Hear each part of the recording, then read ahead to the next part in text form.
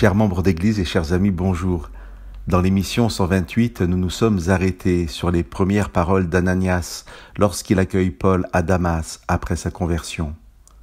Le Dieu de nos pères t'a destiné à connaître sa volonté, à voir le juste et à entendre sa voix, car tu seras pour lui témoin devant tous de ce que tu as vu et entendu. J'aimerais qu'aujourd'hui, nous nous laissions interpeller par la suite du discours d'Ananias à Paul, et je vous lis le verset 16 du chapitre 22 du livre des Actes. « Et maintenant, pourquoi tardes-tu ? Lève-toi, fais-toi baptiser et laver de tes péchés en invoquant son nom. » Je vous lis ce même début de verset 16 dans les versions français courant et TOB. « Pourquoi donc hésiterais-tu ? Allons.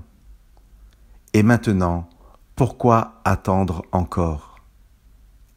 Pourquoi attendre ? Pourquoi hésiter ? Pourquoi tarder ? Certains pourraient répondre « Pourquoi pas ?» L'engagement avec Dieu n'est pas une mince affaire. Il demande parfois des choix radicaux et il y a de quoi hésiter, attendre, tarder un peu.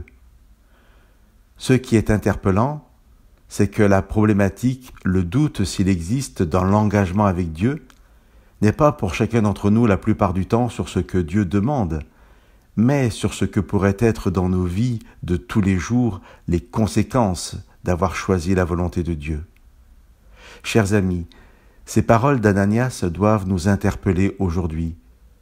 Ce n'est pas simplement une interpellation pour une question de baptême, comme dans le texte, mais bien pour tout ce que Dieu met dans nos cœurs et que nous hésitons parfois à accueillir.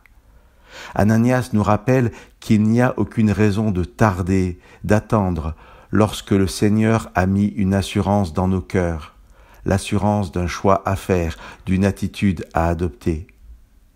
Je me répète, souvent ce n'est pas la conviction qui nous manque, mais la crainte des conséquences de nos choix pour Dieu.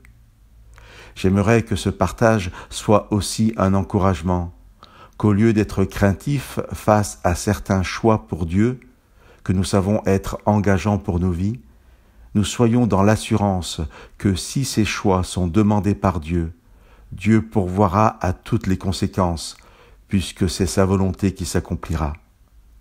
Que Dieu vous bénisse et vous donne sa paix.